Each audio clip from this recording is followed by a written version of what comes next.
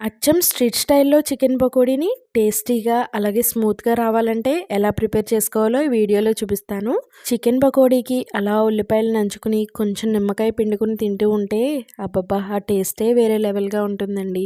ముందుగా మ్యాగ్నేషన్ కోసం 300 grams చికెన్‌లోకి salt, పసుపు, కారం, ధనియాలు, జీలకర్ర powder, garam masala powder, 1 spoon అల్లం వెల్లుల్లి పేస్టు, 1 స్పూన్ మైదా పిండి, 1 స్పూన్ కార్న్‌ఫ్లోర్, 1 స్పూన్ శనగపిండి, ఒక కోడిగుడ్డుని పగలగొట్టుకొని వేసుకోవాలి. అలాగే చిటికెడంతా రెడ్ ఫుడ్ కలర్‌ని, 1 స్పూన్ నిమ్మరసం వేసుకోవాలి. ఫుడ్ కలర్ అనేది పూర్తిగా ఆప్షనల్ మాత్రమే. ఈ మసాలాలన్నీ చికెన్‌కి పట్టేలాగా బాగా మ్యాగ్నేట్ చేసుకోవాలి. వాటర్ ఏం అవసరం లేదు. చికెన్‌లో ఉన్న వాటర్‌తోనే మనకి మ్యాగ్నేషన్ అంతా అయిపోతుంది.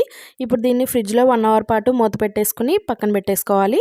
ఒక గంట తర్వాత డీప్ ఫ్రైకి సరిపడా ఆయిల్ పెట్టుకుని, ఆయిల్ హీట్ అయిన తర్వాత ఒక్కొక్క చికెన్ పీస్‌ని వేసుకుని మీడియం ఫ్లేమ్‌లో గోల్డెన్ కలర్ వచ్చేంత వరకు ఫ్రై చేసుకోవాలి.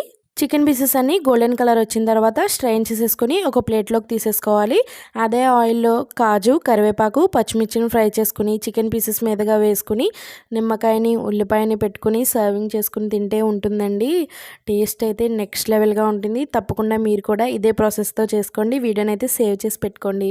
మీకు కనుక నా వీడియో నచ్చినట్లయితే ప్లీజ్ లైక్ చేసి నా ఛానల్ని అయితే సబ్స్క్రైబ్ చేసుకోండి. Thank you for watching.